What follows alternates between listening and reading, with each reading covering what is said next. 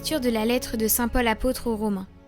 Frères, l'Esprit Saint vient au secours de notre faiblesse, car nous ne savons pas prier comme il faut.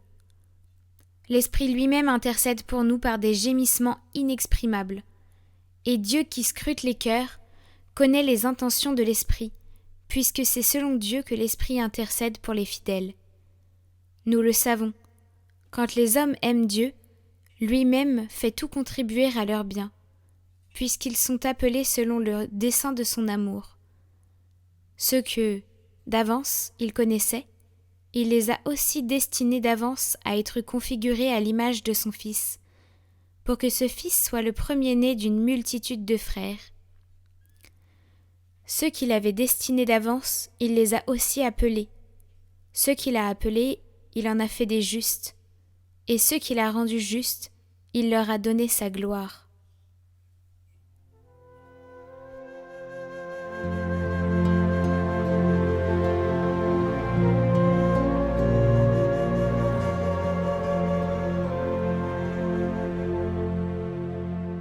Moi, je prends appui sur ton amour, Seigneur.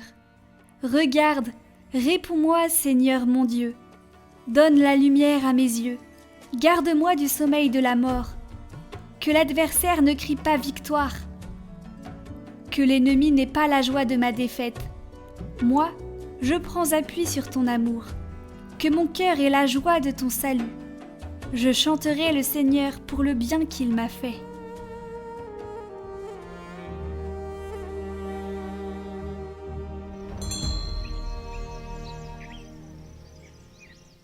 Évangile de Jésus-Christ selon saint Luc. En ce temps-là, tandis qu'il faisait route vers Jérusalem, Jésus traversait villes et villages en enseignant. Quelqu'un lui demanda : « Seigneur, n'y a-t-il que peu de gens qui soient sauvés ?» Jésus leur dit : « Efforcez-vous d'entrer par la porte étroite, car, je vous le déclare, beaucoup chercheront à rentrer et n'y parviendront pas. Lorsque le maître de maison se sera levé pour fermer la porte, si vous, du dehors, vous vous mettez à frapper à la porte en disant « Seigneur, ouvre-nous », il vous répondra « Je ne sais pas d'où vous êtes. » Alors, vous vous mettrez à dire « Nous avons mangé et bu en ta présence, et tu as enseigné sur nos places. » Il vous répondra « Je ne sais pas d'où vous êtes. Éloignez-vous de moi, vous tous qui commettez l'injustice. » Là, il y aura des pleurs et des grincements de dents, quand vous verrez Abraham, Isaac et Jacob et tous les prophètes dans le royaume de Dieu, et que vous-même vous serez jetés dehors. Alors on viendra de l'Orient et de l'Occident, du Nord et du Midi, prendre place au festin dans le royaume de Dieu. Oui, il y a des derniers qui seront premiers, et des premiers qui seront derniers.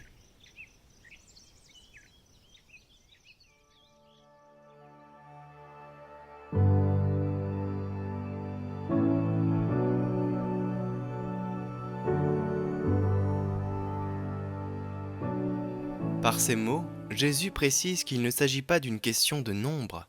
Il n'y a pas de numerus clausus au paradis. Mais il s'agit de franchir le bon passage. Et ce bon passage est pour tous, mais il est étroit. C'est là le problème. Dans le sens où pour être sauvé, il faut aimer Dieu et son prochain. Et cela n'est pas confortable. C'est une porte étroite, parce qu'elle est exigeante. L'amour est toujours exigeant.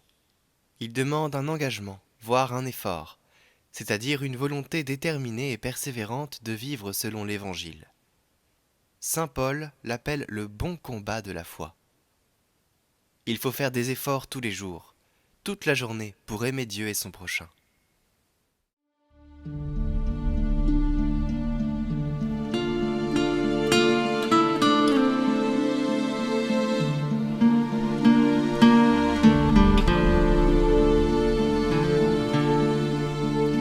Envoyé par le Père, tu viens nous visiter.